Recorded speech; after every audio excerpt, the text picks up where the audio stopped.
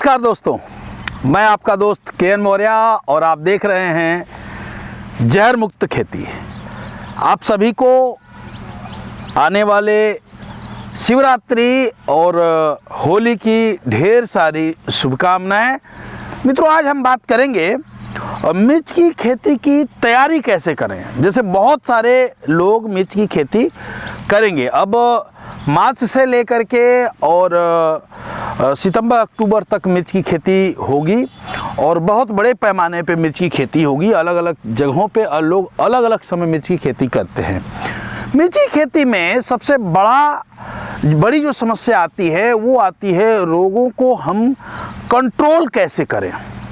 इसके लिए मैंने ये देखा है कि किसान गलती क्या करते हैं कि खेत को जब बनाने की बात आती है तो रासायनिक फर्टिलाइज़र अंधाधुंध डाल देते हैं, इसको लगा देते हैं। जब मिर्च बड़ी होती है तो उस पर इतने ज़्यादा रोग आते हैं कि वो बहुत सारे किसानों से मैं मिलता हूँ, वो कहते हैं कि लाखों रुपए उन्होंने खर्च कर दिया लेकिन मिर्च कंट्रोल नहीं हुई। या बहुत सारे किसान ऐसे हैं जो एक तोड़ाई तोड़ने के बाद मिर्च ख़त्म होती है, 2-3 तोड़ाई तोड़ने के बाद मिर्च ख़त्म हो जाती है। ऐसे में किसान की लागत भी नहीं निकल पा रही है। आप चाहे जितने एकड़ में मिर्च की खेती करते हो, मैं जो तरीके बता रहा हूँ इस तरीके से 1 एकड़ आधे एकड़ में खेती करके देखिएगा, जिससे मुझे उम्मीद है कि जिस तरह कश्मीर से लेकर कन्याकुमारी तक के हमारे किसान हमारी बताई हुई तकनीक से लाभान्वित हो रहे हैं, आप भी लाभान्वित होंगे।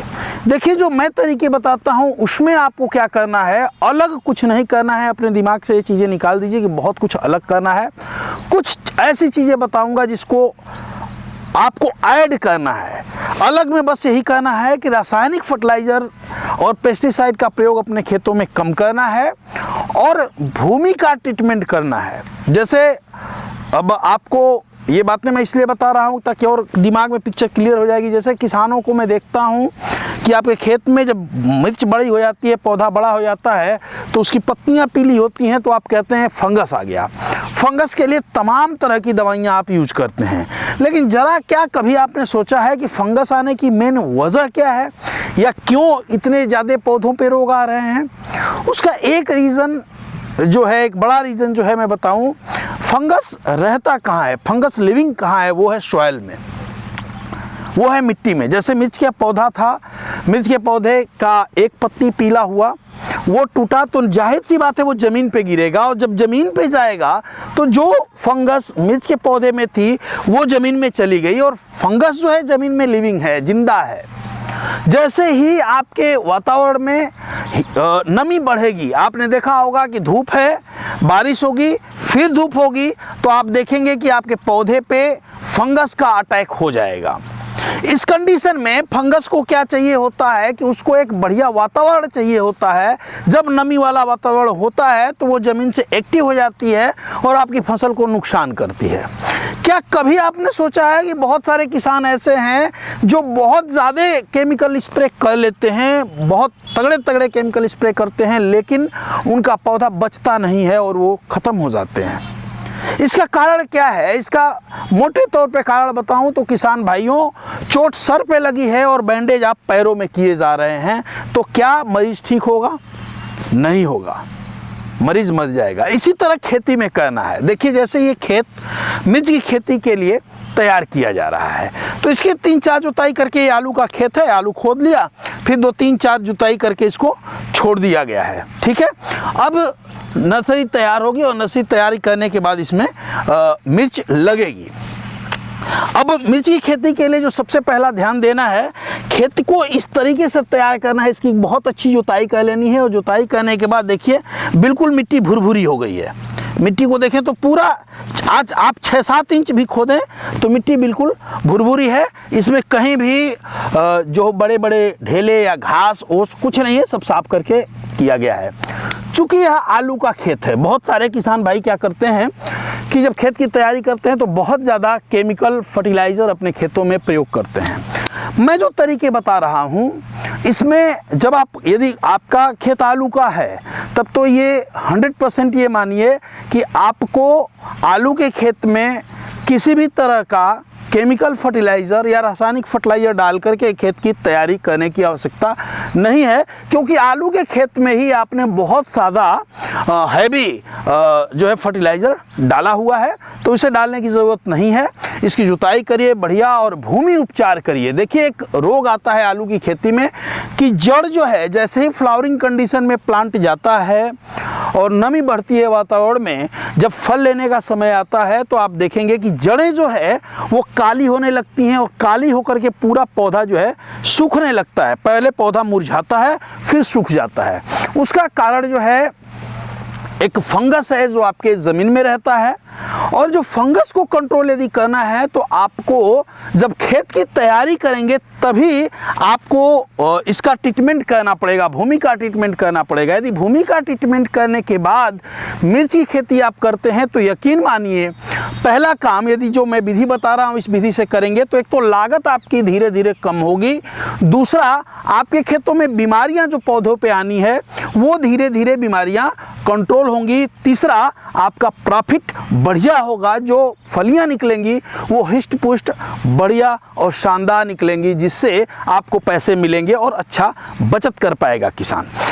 अब जैसे बहुत सारे किसान हैं, यदि आपने पहले फसल ली है, यदि फसल आलू की ली है, तब तो आपको कुछ नहीं डालना है। गोबर की खाद 20 किलो, 25 किलो, 50 किलो, या यदि आपके पास पशु हैं, ज़्यादा गोबर की खाद है तो उसको लीजिए, खेत में डालिए, छिटवाइए और उसको पानी लगा दीजिए। यदि आपके पास समय है तो, नहीं है तो गोबर की खाद डालिए। उसके साथ एक प्रीमियम नाम का बैक्टीरियल प्रोडक्ट आता है, प्रति एकड़ 1 लीटर आप खेत की प्रथम जुताई में या जब गोबर की खाद डालें तभी उसमें मिला करके छींट करके खेत की जुताई कर दें। उसके बाद जब अंतिम जुताई करेंगे खेत की, रासायनिक फर्टिलाइजर का प्रयोग आपको नहीं करना है, मत करिए, मत दीजिए। यदि आप देना चाहते हैं, बहुत सारे किसान हैं जो मेरे मना करने के बाद भी नहीं मानेंगे कि रासायनिक फर्टिलाइजर नहीं हम देते हैं तो देंगे, तो 25 किलो के आसपास DAP आप डाल करके या जो है SSP अपने खेतों में डाल सकते हैं और डाल करके इसकी जुताई कर लीजिए, मिला लीजिए बढ़िया से, और बुआई से लगभग 1-2 दिन पहले इसको डाल लीजिए। क्योंकि देखिए, यदि रासायनिक फर्टिलाइजर जड़ों के पास जाता है तो उस जड़ की वृद्धि नहीं हो पाएगी, उसे नुकसान करेगा। तो इसलिए 1-2 दिन पहले ही उसको खेत में डाल करके जुताई उताई कर लीजिए बढ़िया से। अब अंतिम जुताई जब करेंगे तो 2 चीज़ें हैं, मैंने आपको बताया है कि या तो आप मदार के, आक के पत्ते लेकर के सुखा के आप उसकी यदि चूर्ण बना लिया है तो कम से कम 1 एकड़ में आधा किलो मदार के पत्तों का बना हुआ चूर्ण छींट दीजिए, पत्ते का पाउडर छींट दीजिए, उसकी जुताई कर दीजिए। और नहीं तैयार किया है तो बनी बनाई ऑर्गेनिक जो है बहुत ही बढ़िया ज़बरदस्त एक प्रोडक्ट है जिसे रूट गार्ड कहते हैं। रूट गार्ड प्रति एकड़ 2 किलो के हिसाब से लीजिए, गोबर की खाद में, मिट्टी में, बालू में मिलाइए और इसको डाल दीजिए खेतों में। जिन लोगों का आलू का खेत है वो तो इस तरह कर लें, जो लोग आलू नहीं लगाए हैं या जो लोगों का खेत सामान्य है, दूसरी फसल किया है और वो बोना चाहते हैं, उन्हें अपने खेत में बोने से पहले कम से कम 6 से 8 किलो भूमि पावर जो ऑर्गेनिक फर्टिलाइज़र है, गोबर की खाद डाल लीजिए, प्रीमियम आपने पहले डाल लीजिए। 8 किलो भूमि पावर प्रति एकड़ के हिसाब से आप अपने खेतों में डाल करके जुताई कर लीजिए, और जुताई करने के बाद मेड़ पे फसल को बोइए। देखिए, अभी बोएंगे तो ये मिर्च आपको चलेगी, बहुत 2 तरह की किसान खेती करेंगे। कुछ लोग अभी बोएंगे और धान के समय में ले जा करके ख़त्म कर देंगे, और कुछ लोग ऐसे हैं जो रखेंगे इसे अक्टूबर तक, सितंबर अक्टूबर तक, क्योंकि ये लंबी चलेगी। तो यदि एक तो वैरायटी के बारे में मैंने बहुत सारी वीडियो बना के 5 वैरायटियाँ बताई हैं। हमारे पूर्वी उत्तर प्रदेश में तो लगता है इस समय नामधारी लग रहा है, आर्मर लग रहा है, पश्चिमी उत्तर प्रदेश में आर्मर की, और ये आपका राशि 078 बहुत अच्छी वैरायटियां हैं, ये बहुत अच्छे तरीके से चलती हैं। जो आपको इच्छा लगे, कलश की भी हैं, आपको जो इच्छा लगे, जो अच्छा लगे वो वैरायटी चूज करिए। बाकी 5 वैरायटियों की वीडियो मैंने डाली हुई है, उसे देख लीजिएगा। इसके बाद जब बुआई करें तो बुआई करते समय मेढ़ निकलवा लें, मेढ़ पे बोएं ताकि बारिश हो तो बारिश का पानी निकलने की बढ़िया व्यवस्था होनी चाहिए। यदि बारिश का पानी लगेगा तो आपका मिर्च सूख जाएगा। मिर्च की खेती के लिए देखिए, जो आपकी भूमि है, इसका किसी भी खेती के लिए जो पीएच होता है वो लगभग 7.5 से 8.5 के बीच यदि आपके खेत का पीएच है तो बहुत ही शानदार माना जाता है। पीएच को मैं और बढ़िया से यदि किसान को आपके भाषा में बताऊं तो जिस तरह से हमारा पेट है उसी तरह खेत में पीएच काम करता है। जैसे पीएच का मतलब ये हो गया कि आपका पेट में लीवर यदि सही है, लीवर सही है तो आप कुछ भी खाएंगे, थोड़ा सा खाएंगे, कोई भी घी खाएंगे, थोड़ा सा भी खाएंगे तो वो बहुत बढ़िया आपके बॉडी को लगेगा। और यदि लीवर ही खराब है तो कुछ भी खिलाएं वो लगेगा नहीं। इसी तरह हमारा खेत है, खेत का पीएच यदि शानदार है तो थोड़ा सा भी फर्टिलाइजर बहुत बढ़िया काम कर जाएगा। और खेत का पीएच ठीक नहीं है तो आप बहुत ज़्यादा फर्टिलाइजर डालेंगे तो भी वो ठीक नहीं होगा। पीएच ठीक करने के लिए सबसे बढ़िया काम आपका बैक्टीरियल फर्टिलाइजर करेगा, जो मैंने आपको प्रीमियम बता रखा है, उसे जरूर डालिए। मिल जाए तो बहुत बढ़िया, नहीं मिला है तो मैं नीचे अपना कांटेक्ट नंबर दे दूंगा या वीडियो में दूंगा, आप उस पर फ़ोन करें। ऑल ओवर इंडिया, कश्मीर से लेकर कन्याकुमारी तक आप एक बोतल की भी ज़रूरत होगी तो एक बोतल भी हम आपको भिजवाने का काम करेंगे। लेकिन आप 1 एकड़ में ही करिए, लेकिन करिए ज़रूर। अब आते हैं बुआई में। बुआई की बात करें तो यदि आपको मिर्च लंबे समय तक रखनी है, यानी अक्टूबर तक रखनी है, तो अक्टूबर तक रखेंगे तो देखिए पौधा बड़ा होगा, झकोर होगा, तो उसे स्पेस चाहिए। इसके लिए जब मेड़ बनाएं तो मेड़ से मेड़ की दूरी लगभग 4 फीट के आसपास रखें और पौधे से पौधे लगभग 2 फीट के आसपास पे पौधा लगाएं। पौधा यदि आपको ये बारिश के समय निकाल देनी है या धान की खेती करनी है तो आप इसको 3 फीट 3 बाई 1.5 पे कर सकते हैं, क्योंकि लंबी समय तक यदि पौधे को रखते हैं मिर्च को तो वो झकोर होगी, फ्लावरिंग आएगी, फ्रूटिंग आएगी, पत्ते आएंगे और जितना पौधा प्लांट बड़ा होगा, स्पेस देंगे, उतना बढ़िया आपको फल मिलेगा। 4 बाई 2 पे लगा लें। लगाने के बाद जब आज लगाएं, इसके 3-4 दिन बाद जब पानी देते हैं, या बहुत लोग पानी खोल देते हैं और बहुत लोग ड्रिंच करते हैं, जो लोग पेपर पे, पन्नी पे लगाते हैं, मल्चिंग करके लगाते हैं, वो ड्रिप से देते हैं। उसमें उसके रूट को सुरक्षित करने के लिए आधा लीटर एसटी प्रति एकड़ आप पानी से चला दें, जिससे पौधे की रूट अच्छा ग्रोथ करे और इन फ्यूचर आपको कोई परेशानी न हो। इसके अलावा जैसे जैसे आपका पौधा ग्रोथ करता जाएगा, उसे हर 15 दिन के अंतराल पे ग्रोथ प्रमोटर का स्प्रे करना होगा। ग्रोथ प्रमोटर में आप अपने स्वेच्छा से, जो लोग दुकान से दवाएं लाके ग्रोथ प्रमोटर डालना चाहते हैं डाल लें, नहीं तो 250-250 ml प्रति एकड़ ग्रो और नाइट्रोकिंग का यदि स्प्रे करते हैं, जिसका खर्च लगभग प्रति एकड़ 300 रुपये के आसपास आता है, तो इससे क्या होगा, टिलर्स बहुत अच्छे आएंगे। जैसे प्लांट की ग्रोथ में भी उस तरह के जो पोषक तत्व हमें चाहिए होते हैं, उसमें 3 तो हवा से लेता है, देना होता है 16 तरह के तत्व। ग्रो में 13 चीज़ें हैं, 3 चीज़ें नाइट्रोकिंग में हैं। दोनों को 250-250 ml अलग अलग बर्तन में घोल करके फिर टंकी में मिला करके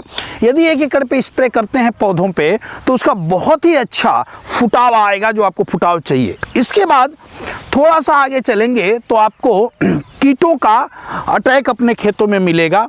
आप देखेंगे कि कहीं कहीं थ्रिप्स और माइट का अटैक मिलेगा या दूसरे कीड़े आने शुरू होंगे। इसके लिए आपको क्या करना होगा, एक सावधानी पहले से रखिए, इससे आपके पैसे बहुत बचेंगे, कि अमावस्या और पूर्णिमा के दिन जब भी आप देखें, या तो अमावस्या से 1 दिन पहले, या अमावस्या के दिन, या 1 दिन बाद, इसी तरह पूर्णिमा से 1 दिन पहले, पूर्णिमा के दिन, या पूर्णिमा के 1 दिन बाद आप अपने खेतों में नीम ऑयल का प्रयोग करें। नीम ऑयल और साथ में एक एक्टिवेटर मिला करके यदि आप डालते हैं तो उससे पहला फ़ायदा आपको ये होगा कि अंडे मर जाएंगे, और अंडे मर गए तो आपको लगभग 80 से 90% कंट्रोल मिल जाएगा आपके खेतों पे, जिससे आपको बहुत ज़्यादा हार्ड केमिकल और बहुत ज़्यादा दवाइयाँ नहीं डालनी पड़े, जिससे इस कारण आपका भारी बचत होगा।